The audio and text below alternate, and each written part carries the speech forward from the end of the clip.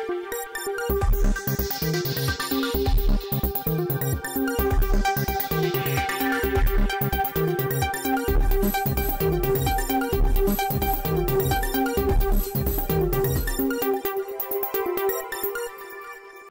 ಟಿವಿಗೆ ಸ್ವಾಗತ.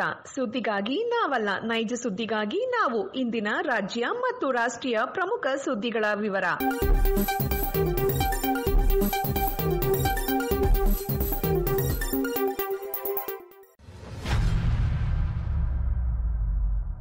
ಕರುನಾಡು ಟಿವಿಗೆ ಸ್ವಾಗತ. ನಾನು ಸೌಂದರ್ಯ.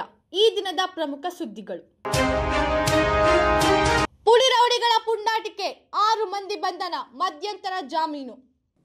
ಧರ್ಮಸ್ಥಳದ ಪಾಂಗಳ ಕ್ರಾಸ್ ಬಳಿ ಪುಡಿ ರೌಡಿಗಳ ಪುಂಡಾಟಿಕೆ ಪ್ರಕರಣಕ್ಕೆ ಸಂಬಂಧಪಟ್ಟಂತೆ ಒಟ್ಟು 6 ಮಂದಿಯನ್ನು ಪೊಲೀಸರ ವಶಕ್ಕೆ ಪಡೆದುಕೊಂಡಿದ್ದಾರೆ. ಪೊಲೀಸರ ಕರ್ತವ್ಯಕ್ಕೆ ಅಡ್ಡಿಪಡಿಸಿದ ಪ್ರಕರಣದಲ್ಲಿ ದಾಖಲಾಗಿತ್ತು. ಈ ಹಿನ್ನೆಲೆಯಲ್ಲಿ ಅವರನ್ನು ಬಂಧಿಸಲಾಗಿತ್ತು. ಧರ್ಮಸ್ಥಳ ನಿವಾಸಿ ಪದ್ಮಪ್ರಸಾದ್ 32, ಧರ್ಮಸ್ಥಳ ನಿವಾಸಿ ಸುಹಾಸ್ 22, ಉಜಿರೆ ನಿವಾಸಿ ಕಲಂದರ್ ಪುತ್ತುಮೋನೋ 42, ಕೊಳಂಜಿ ನಿವಾಸಿ ಚೇತನ್ 21, ಧರ್ಮಸ್ಥಳ ನಿವಾಸಿ ಶಶಿಧರ್ 30, ಕಳಮಂಜಿ ನಿವಾಸಿ ಗುರುಪ್ರಸಾದ್ 19 ಎಂಬುವರನ್ನು ದಸ್ತಗಿರಿ ಮಾಡಿ ನ್ಯಾಯಾಲಯಕ್ಕೆ ಹಾಜರುಪಡಿಸಲಾಗಿತ್ತು.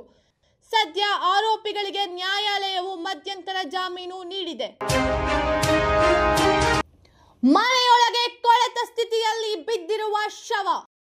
ಎಸ್, ಯುವಕನೊಬ್ಬ ನೇಣು ಬಿಗಿದ ಸ್ಥಿತಿಯೊಳಗೆ ಮನೆಯೊಳಗೆ ಪತ್ತೆಯಾಗಿರುವ ಘಟನೆ ಸುಳ್ಯ ತಾಲೂಕಿನ ಗುತ್ತಿಗಾರನಿಂದ ಭಾನುವಾರ ವರದಿಯಾಗಿದೆ. ಕಳೆದ 1 ವಾರ ಹಿಂದೆಯೇ ಸಾವಿಗೀಡಾಗಿರಬಹುದು ಎಂದು ಶಂಕಿಸಲಾಗಿದೆ. ಮೃತದೇಹ ಕೊಳೆತು ಹೋಗಿದೆ. ಮೃತರನ್ನು ಸುಕುಮಾರ್ 41 ವರ್ಷ ಎಂದು ಗುರುತಿಸಲಾಗಿದೆ. ಅವರಿಗೆ 2 ಸಹೋದರಿಯರು ಇದ್ದಾರೆ. ನಾನು ಮನೆಯಲ್ಲೇ ಇರುತ್ತೇನೆಂದು ತಿಳಿಸಿ ಮನೆಗೆ ಬಂದವರು ಸಾವಿಗೆ ಶರಣಾಗಿರಬಹುದು ಎಂದು ಶಂಕಿಸಲಾಗಿದೆ. ಸ್ಥಳಕ್ಕೆ ಪೊಲೀಸರು ಆಗಮಿಸಬೇಕಿದೆ. ತನಿಖೆ ನಡೆದ ಬಳಿಕ ಸತ್ಯಾಂಶ ತಿಳಿದು ಬರಲಿದೆ.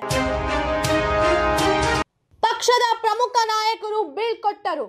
ಹೌದು, ವಿವಿಧ ಅಭಿವೃದ್ಧಿ ಕಾರ್ಯಕ್ರಮಗಳ ಉದ್ಘಾಟನಾ ಮತ್ತು ಶಂಕುಸ್ಥಾಪನೆಗೆ ಬೆಂಗಳೂರಿಗೆ ಇಂದು ಆಗಮಿಸಿದ್ದ ಪ್ರಧಾನಿ ನರೇಂದ್ರ ಮೋದಿ ಅವರನ್ನು ವಿಧಾನ ಪರಿಷತ್ತಿನ ವಿಪಕ್ಷ ನಾಯಕ ಛಲವಾದಿ ನಾರಾಯಣಸ್ವಾಮಿ, ಬಿಜೆಪಿ ರಾಜ್ಯ ಪ್ರಧಾನ ಕಾರ್ಯದರ್ಶಿ ನಂದೀಶ್ ರೆಡ್ಡಿ, ಬಿಜೆಪಿ ಮತ್ತು ಜೆಡಿಎಸ್ ಪಕ್ಷದ ಪ್ರಮುಖ ನಾಯಕರು ಬೀಳ್ಕೊಟ್ಟರು.